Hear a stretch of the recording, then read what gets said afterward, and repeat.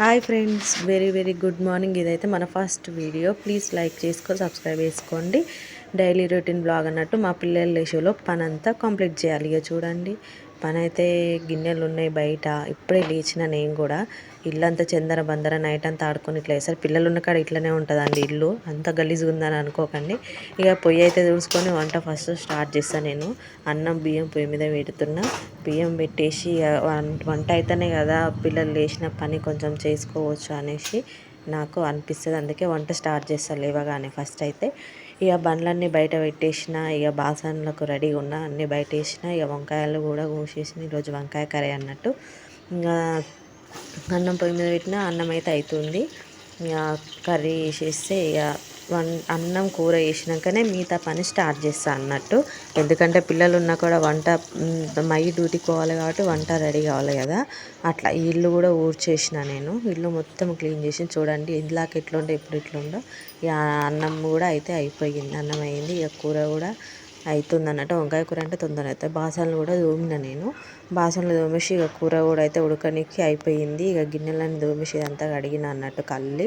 ఇక నా పని అయితే అయిపోయింది. వాళ్ళు లేచేలోపు కంప్లీట్ చేసేసిన వంట వరకు అంతా. గిన్నెలు ఇల్లు ఊడ్చడం అంతా వాళ్ళు వేసినాక ఆ రూమ్ క్లియర్ చేసేస్తా. ముఖం కడుక్కోవాలి. ఇక పాలు ఫ్రిడ్జ్లో ఉన్నాయి కదా, మా చిన్నోడు లేచేలోపు పాలు పెడితే వానికి పాలు తాపొచ్చు అనేసి ఇంకా పాలైతే వాడు లేచేలోపు వెయిట్ చేసి వాళ్ళు లేచేలోపు వాళ్ళు చల్లారుతాయి అన్నట్టు.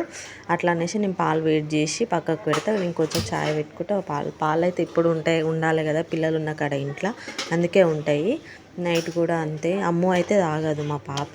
ఇంకా కర్రీ అయిపోయింది, పాలు వేడి చేస్తే పని అయిపోతుంది. ఇక పులిహోర కూడా వేసేసిన, కొంచెం వేడన్నమే వేసిన టిఫిన్ కింద.